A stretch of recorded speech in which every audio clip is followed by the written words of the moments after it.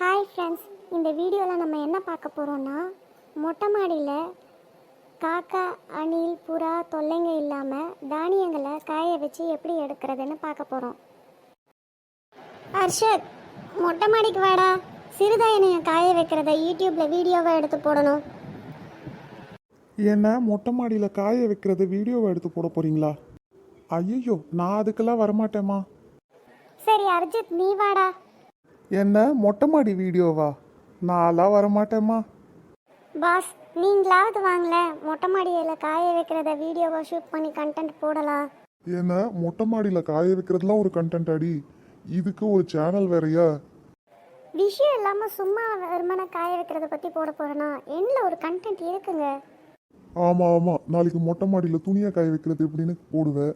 டேய், 2 பேரும் இதுக்கெல்லாம் ஒத்துக்காதீங்கடா. போய் வீடியோ ஷூட் பண்ணுறேன்னா இதுக்கெல்லாம் பேசிடாதீங்க. அம்மா, இந்த மாதிரி மொட்டை மாடி கண்டென்ட்டுக்கெல்லாம் எங்களை கூப்பிடாதீங்க. சே, யாருமே இந்த கண்டென்ட்டுக்கு பேச வர மாட்டேங்கிறாங்களே, என்ன பண்ணுறது? மொட்டை மாடியில் காய வச்சு எடுக்கிறது எவ்வளோ பெரிய விஷயம், வேல்யூ தெரியாமல் பேசுகிறாங்க. ஆமாம்மா, பயங்கர வேல்யூவான கண்டென்ட். நீங்கள் பேசினா தான் கரெக்டாக இருக்கும். சரிடா, மேக்ஸ் கண்டென்ட்டுக்கு மொட்டை மாடியில் வச்சு ஷூட் பண்ணிக்கலாம், வாங்கடா. மொட்டை மாடியா? நான் வரல.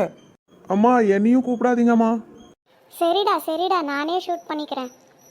வாங்க, இப்போ மொட்டை மாடிக்கு போகலாம்.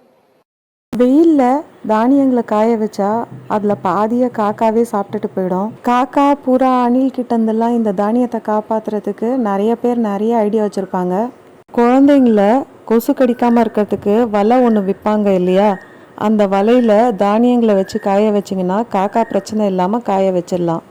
இந்த மாதிரி காய வைக்கிறதுனால எந்த பறவைங்களாலையும் சாப்பிட முடியல. அதனால நம்மளால் நிம்மதியாக காய வச்சு எடுக்க முடியுது. நன்றி, வணக்கம்.